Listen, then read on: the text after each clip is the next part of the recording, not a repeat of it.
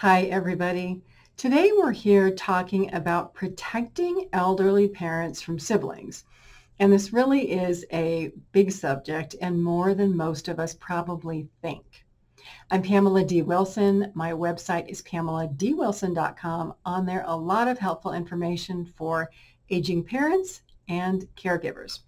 So let's talk about the first aspect of protecting elderly parents from siblings. This could be the idea of favoritism if you have parents who have favorite children, or maybe there are children who grew up but didn't really grow up, and your parents are financially supporting them.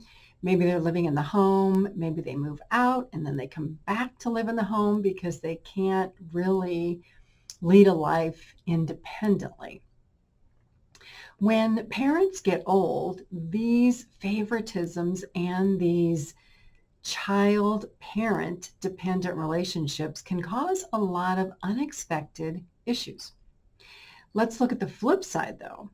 Let's say that you are an adult child who isn't involved in the care of your parents, but yet other brothers and sisters are involved. You're thinking, wow, I've got really great boundaries. I don't have time to take care of my parents. I'm so glad that everybody else is doing it. Well, your caregiving brothers and sisters may be a little upset with you because you're not pitching in to help out. And the downside of this is that your one sister or your one brother could become so burned out caring for your parents. They may be giving up a job or giving up work time or giving up time with their family or their friends. Their health may be suffering. How good do you think they are able to care for your mom or dad if they're struggling to take care of themselves? Probably not very good. This is where a lot of unintentional abuse can happen, and also where that caregiver may become so reliant on your parent that they need your parent's money and they need to live in your parent's house. And so there's a balance between being that caregiver who helps out and being the brother or sister who doesn't help out, because while you're not involved, a lot of unexpected things could happen. Legal documents could get changed. The ownership of the house could get changed. Your brothers and sisters could get on the names of bank accounts. They could access your parents' money. Your parents could run out of money. At the time that your parents might have to apply for Medicaid, there may be issues because money wasn't spent in the right way, or your brothers and sisters who are caregiving may have accessed your parents' money, accessed their property, and now you have a whole host of problems because you didn't want to be involved. Let's flip this in one more direction.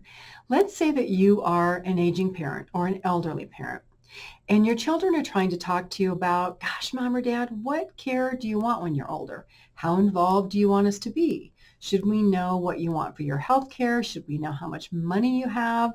Care costs money. How can we talk about this? And you as their parent may be thinking, wow, my kids are a little too interested here. I'm not sure if I want them to know how much money I have.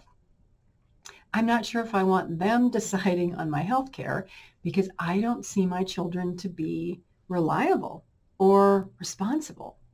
Believe it or not, this is very common. When I was a professional fiduciary, which means I served as power of attorney and guardian for my clients and trustee, many parents would appoint me instead of their children because there were trust issues. If you have a family situation today, or if you are an elderly parent with concerns, it is much better to make plans and to appoint professionals if you don't trust your children, or to talk to your children about what you would want for care and how you would want your money spent, and put all of this in writing. So if one day any of this becomes in question, you are not having to worry about your children taking advantage of you or one child fighting against another about what you want. Believe it or not, this happens, and it even happens to the degree that when parents die or pass away, The children are saying, oh, mom or dad wanted to be buried. Oh no, mom or dad wanted to be cremated. They wanted to be put here. No, they wanted to be put here. You would be surprised the amount of disagreement that happens in families when caregiving issues happen, when money has to be spent on care, when parents pass away, if one parent passes away before the other. These are all things that we are not comfortable talking about as families, that we should become comfortable about so that we are not enmeshed in these crazy family situations that can become a crisis, that can result in a lot of disagreement and a lot of damaged family relationships. It doesn't have to be that way. Information is on my website. There are articles, videos, podcasts. I have 2 caregiving courses that are online that anyone can take. There's no reason to have family situations become chaotic when caregiving becomes an issue. Help is on my website at PamelaDWilson.com. Thanks for watching this video. Please share it with other family members that you know. Caregiving can be a stressful situation. I'll see you again soon in another video.